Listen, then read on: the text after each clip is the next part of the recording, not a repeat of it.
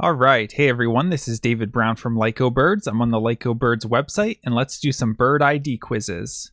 Give me a random ID from the archive.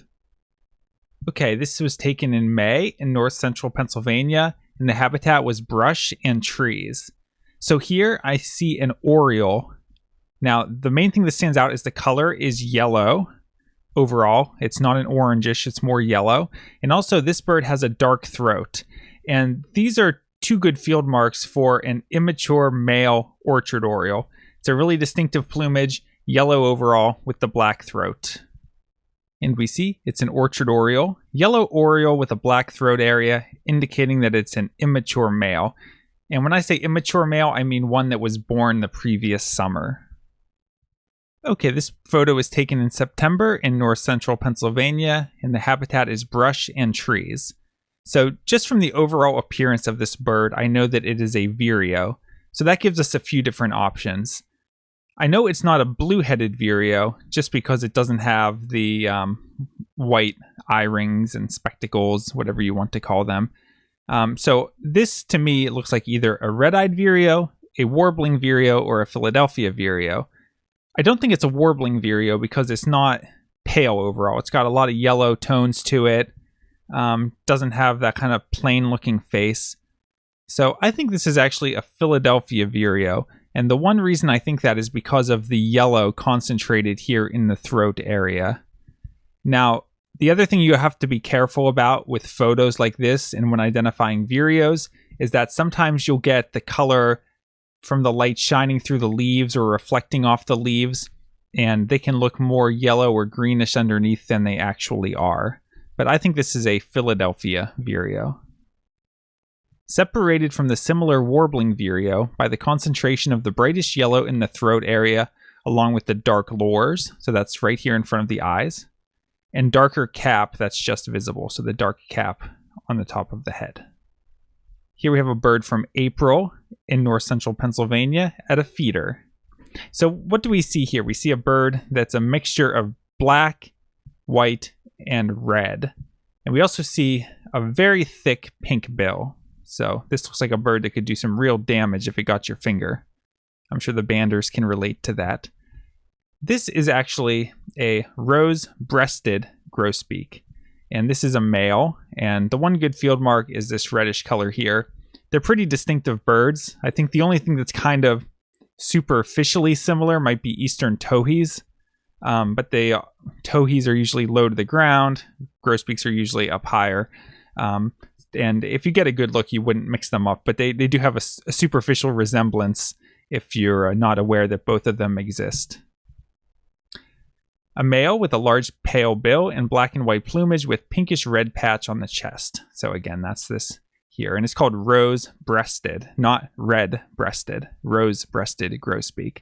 Note that this species is often mistakenly called red-breasted grosbeak. Okay, let's take a look at this. This photo was taken in April in north central Pennsylvania along a creek. So we appear to have a swallow. And what are some things that we see? The first thing that jumps out to me is it has a long forked tail. And that right there pretty much gives it away because the barn swallow is our only swallow that has a tail that looks like this. We can also see that it has some dark areas to the head and maybe a reddish throat, although it's tough to tell from the photo, and then kind of plain, maybe slightly reddish underparts. So all of those plumages combined, but the thing that really clinches it is when you see this forked tail, you know that it's a barn swallow. Swallow with a deeply forked tail, orangey underside, and dark orange throat. This was taken in May in north central Pennsylvania in a wooded area. Okay, so here we have a warbler.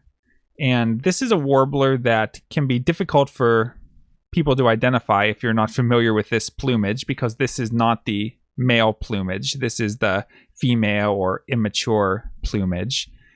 And actually, the most distinctive field mark that we see in this photo is going to be this white patch here on the wing.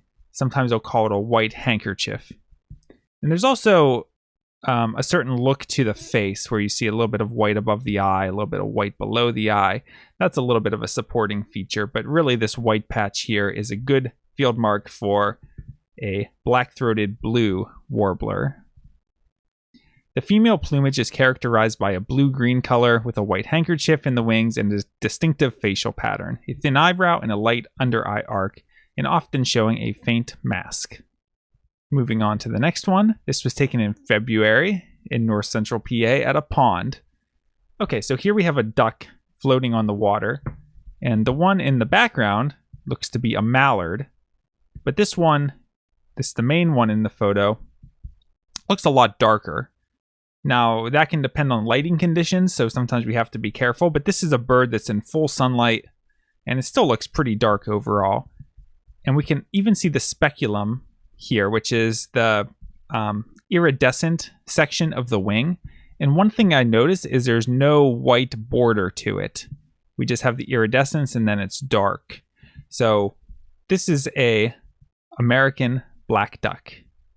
Similar looking to female mallard, but with a darker body and dark tail, and no white border for the purplish speculum. And we'll make this the last one for today. This was taken in September in north central Pennsylvania in the cattails along a lake. And this is a really good one for the area. So here we have a wren, and the one good way to identify wrens are just by the overall shape. So they usually have kind of a medium length, slightly curved bill, and they really cock their tail up a little bit like this. Short tail that they cock up in the air. Now, based on the habitat, that gives us one clue, and also just the overall plumage. This is one of the more rare wrens for our area, which is the marsh wren. There's even a video to go along with this one. It's a marsh wren. Okay, that's it for today. If you enjoyed this video, please subscribe and be sure to check out everything else from LycoBirds. This is David Brown. Thanks for watching.